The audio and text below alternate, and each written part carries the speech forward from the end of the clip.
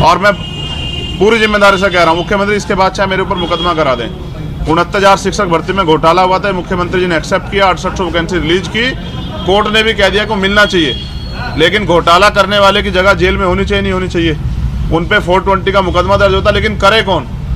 Police प्रशासन तो नतमस्तक है। तो जिस मुख्यमंत्री को, जैसे ओम प्रकाश चौटाला जेल रहे थे, जिस मुख्यमंत्री को जेल जाना चाहिए था, वो लोगों कह रहे हैं कि सरकार गर्मी ठंडी कर देंगे, शिमला बना देंगे। ये असंवैधानिक भाषा ना किसी संत की हो सकती, ना ही मुख्यमंत्री की। तो मैं तो चाहता हूं कि जितना जल्दी सरकार बदलेगी तो हम मुख्यमंत्री जी पे 69,000 शिक्षक भर्ती में जो पिछड़े दलितों का हक छीना, 20,000 पदों का घोटाले में जांच करवा के, मुकदमा दर्ज करवा के मुख्यमंत्री जी को जेल भेजेंगे। मुख्यमंत्री जी सुन लें। एक डॉक्टर हैं, डॉक्टर भगवान का रूप होते हैं, डॉक्टर कफील खान, और अपनी खामियां छिपाने के लिए उनको इतना प्रताड़ित किया गया, झूठे मुकदमे लगा के उनको जेल में रखा गया, और महाराष्ट्र से पकड़ के NS से उन पर लगाई गई। फिर कोर्ट ने कह दिया कि ये इनके ऊपर जो किया जा रहा है ये गलत, ये दोषी नहीं है। उन्होंने, कोर्ट ने जो है उनको सारे आरोप खारिज कर दिए।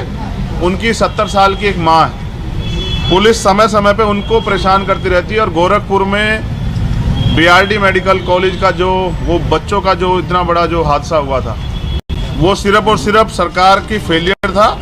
उसको छिपाने के लिए मुख्यमंत्री जी ने बलि का बकरा मुसलमान होने के नाते, क्योंकि उत्तर प्रदेश में तो मुख्यमंत्री बात करते हैं 80-20 की, मुसलमान होना भी अपराध, तो इसलिए कफील भाई को परेशानियां झेलनी पड़ रही है। लेकिन ये एक डॉक्टर के साथ होना, ये इस बात का पैमाना है कि वो किसी भी कीमत पे अन्याय के खिलाफ जो आवाज़ उठेगी उसको दबा देना चाहते हैं। मुख्यमंत्री जी अपराध मुक्त की बात करते हैं, लेकिन गृह जनपद गोरखपुर में अगर कोई पर्यटन के लिए घूमने आए, जहाँ 2-3 हज़ार करोड़ रुपए लगा के जो पर्यटन के काम की बात चल रही है, तो यहाँ की पुलिस जो है वो होटल में घुस के कमरे में पीट के लोगों को मार देती है। और एक बड़ा उदाहरण मनीष गुप्ता जी का आपके सामने, ये है गोरखपुर की कानून व्यवस्था। एक और मामला आपकी जानकारी में, 18 दिन बाद 2 बच्चों का शव मिला, उनके परिवार के लोग कल जाम लगाए हुए थे। घटना खोलने के नाम पे पता नहीं किसे जेल भेज दिया है। परिवार संतुष्ट नहीं है, लेकिन क्योंकि हम आने वाले थे तो प्रयास करके उनको मैनेज कर रहे हैं। वो परिवार भी अभी हमसे मिलेंगे, क्योंकि यहाँ अपराधियों को नहीं, कथनी करनी फर्क होने कारण अपराधियों को तो संरक्षण दिया जा रहा है, लेकिन लोगों की जान जा रही। एक संजू देवी और महिला थी, अब ये कह रहे हैं कि ये राम राज्य है, वहीं उनकी गोली मार के हत्या की गई परसों रात। तो ये गोरखपुर 2018 में गोरखपुर विश्वविद्यालय में असिस्टेंट प्रोफेसरों की भर्ती हुई थी। और गजब की बात यह है कि मुख्यमंत्री ने सब जाति के बड़े पैमाने पर लोग वहाँ स्थापित करा दिए। एक लिस्ट है पूरी, और मीडिया के साथियों से पता लगा कि जो लिस्ट 2 दिन पहले रिलीज हो गई थी कि भाई ये लिस्ट हो सकती है संभावित, वही लिस्ट वहाँ जात पैमाने पे थी। मुख्यमंत्री जी कहते हैं हम दलितों के हितैषी हैं, उनके घर खाना खाने जाते हैं, लेकिन प्रमोशन में रिजर्वेशन का इतना इंपॉर्टेंट मामला 3 साल से उनके डस्टबिन में पड़ा हुआ है, अब तक उन्होंने उस पर कोई कार्रवाई नहीं की। ये है बीजेपी और उत्तर प्रदेश के मुख्यमंत्री, जबकि सुप्रीम कोर्ट का ऑर्डर है कि आप सरकार चाहे तो आंकड़े जुटा के दे सकती है, वो देना नहीं चाहते। इससे क्या होगा? एक तो प्रमोशन रिजर्व होगा तो दलितों को सशक्तिकरण मिलेगा, दूसरा बैकलॉग आएगा तो नई नियुक्तियां होगी। तो ये भी मुख्यमंत्री नहीं कर पा रहे। 69,000 शिक्षक भर्ती का मामला आप जानते हैं।